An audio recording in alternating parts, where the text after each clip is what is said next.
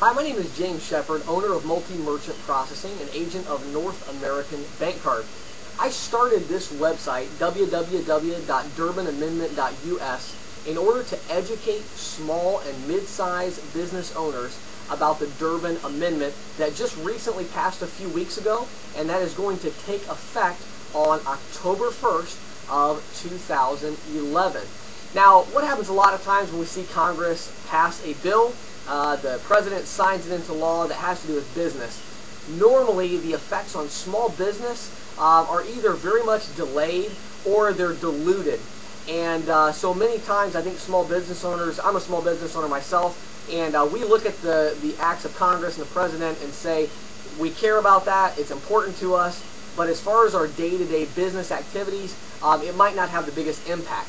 Well, I want to tell you that they have finally passed a bill that has a very, very big impact on small business if you accept credit card. Most business owners do accept credit card, whether it be online or whether it be in your retail shop or restaurant. And the Durbin Amendment has a huge impact on your bottom line. And so it's important that you understand it. So first of all, I want to start off the introduction video by encouraging you to say, this is a very important bill, and you need to understand it, and I promise you it is worth your investment of time to fully understand this bill, because it will save you, I would say even the businesses that aren't doing very much volume, you're going to be saving at least $150 to $200 a month, which is going to drop right to your bottom line. If you have a mid-sized company with several locations, you're looking at savings in the thousands of dollars per month just by simply understanding this legislation. And I'm going to give you the summary version. Go to all the different parts of the website to fully understand the bill. But this is just an introduction video. I want to introduce you to the bill and help you understand how it's going to directly impact your small business and the costs that are involved. Let's start off with a regular transaction. Okay, I want to walk you through this process. Let's say that a person opens a bank account. Okay, a consumer opens a bank account and they get their check card in the mail.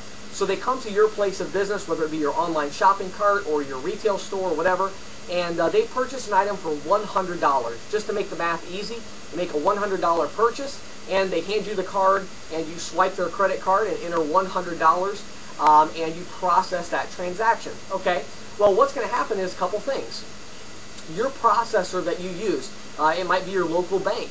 It might be Heartland Payment Systems. It might be one of the large companies like North American Bank Card, who I am partnered with, or it might be like First Data, Global Payment Systems. There's so many different processors out there, but you don't deal directly with Visa and MasterCard, right? You deal with a processor, and that's how Visa and MasterCard work. They don't work directly with merchants. There's a processor that facilitates the transaction. So you run a $100 transaction, what happens with that, okay? It goes to the processor, and the processor in turn funds your account for that $100 transaction. However, at the end of the month, as you all know, the processor wants to charge fees for that $100 transaction.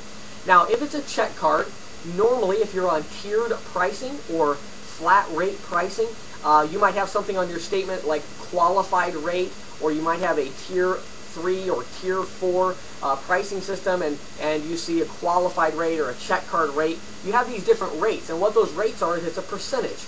Normally the percentages I've seen range between 1.5% to 2% for that particular transaction.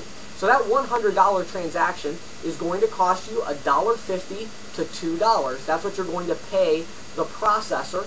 In addition to that, you're also going to pay a transaction fee. Normally the transaction fee ranges between 18 cents up to 30 cents. I've seen them as high as 35 cents for the transaction fee, in addition to the 1.5% to 2%. So on that $100 transaction, you're probably going to pay somewhere in the neighborhood of $2 to $3 for that transaction. That's how much you're going to pay for that $100 transaction to the processor. Now, here's the part that you might not understand, and I encourage you to stay with me. I'm taking you somewhere. I'm going to help you understand this, but you have to understand something about this process. What you might not realize is that the processor receives a charge from the bank, okay, for that check card transaction. They also receive a charge from the bank. It's called an interchange fee. It's part of the interchange cost. In other words, in order for your processor to access the network to see if the money is there, okay? And then to get funded that money, they pay a fee to the bank.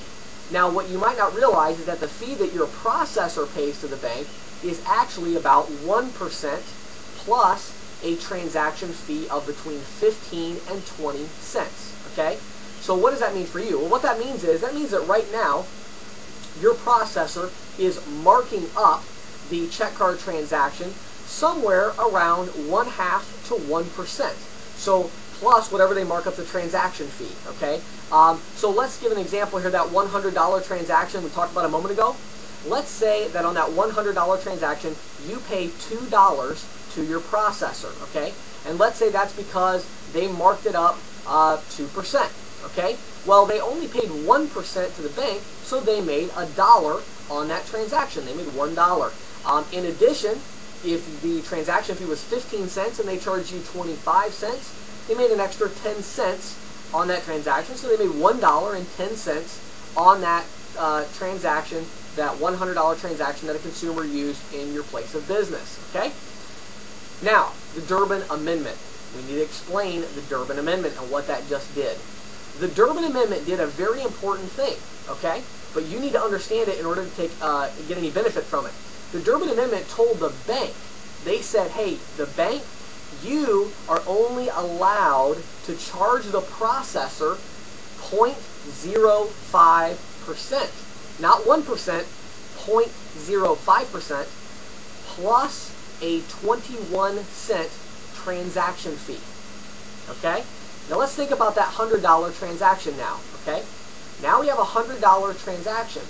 Now the bank is only allowed to charge the processor 0.05%, which is 5 cents, plus a 21-cent transaction fee. So now we're looking at a 26 cents the bank is charging the processor.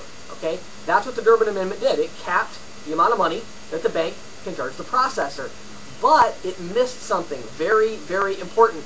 It did not tell the processor what they could charge to you, the business owner. So the processor can still charge you 2%, and now instead of the processor having to pay the bank $1, they now have to pay the bank 26 cents. So they just made an extra 74 cents on that transaction. And they are not required by law to pass those savings on to you, even though the bank is required by law to pass those savings on to the processor. Okay? So what does that mean for you as a business? It means that if you are on tiered pricing or you are on flat rate pricing, you basically made an agreement with your processor that said no matter what the bank or Visa or MasterCard charge the processor, you made an agreement that no matter what those charges are, you are willing to pay your processor whatever it is, 1.5, 1.79%, 1.69%, whatever your rate is that you agreed to. You said, I agree to pay you that, no matter what the interchange fees are from the bank or from Visa or from MasterCard. Well, you see the problem now. Now with the Durbin Amendment, that cost structure doesn't really make much sense, does it? I would like to recommend that every business owner out there get on what's called interchange plus pricing. Now let me explain interchange plus pricing to you very briefly, and I'll be done with this video and you can watch some other ones. Interchange plus pricing is very simple. We mark up an exact amount, percentage amount on whatever the cost is. So if the bank charges you $1 for that $100 transaction, we mark you up 0.25% on interchange plus pricing. You have a set basis points, it's called, or percentage that you're marked up. So we marked you up a quarter. 25 cents is what we charge you as a processor. We charge you 25 cents to process a $100 transaction, no matter what the bank charges you. Okay? We pass through the charges from the bank. So you would have paid $1.25. Well, with the Durbin Amendment, which goes into effect on October 1st, my clients, which I only set up new clients on interchange plus pricing. That is the only cost structure that my company uses. My clients are going to automatically see the full 100% benefit from the Durbin Amendment. Why? Because they're on interchange plus pricing. So whatever the bank charges, we pass that on to you plus 0.25%. So if the bank charges us less, we charge you less automatically. So your agreement with us would be whatever the bank charges, I'm going to pay plus 0.25%. Okay? And so that way, if there's a fluctuation and there's a cost savings for you, we are going to pass that through to you as the merchant. So it's very important that you understand the Durbin Amendment, what it did, and also that you need to be on interchange plus pricing. Now let me tell you, there's going to be a lot of tricks over the next 3 or 4 months as processors try to justify how they're going to charge you. You're probably going to get a notice from your processor about the Durbin Amendment and what it means for you. You need to be on interchange plus pricing, and you need to be on it before October 1st. If you're not, do you really think that the processor, having a contract from you that says they can basically charge you that flat rate, do you really think that they're going to give up this windfall profit and just pass it all on to you 100%? No. I don't trust the processor to do that, okay?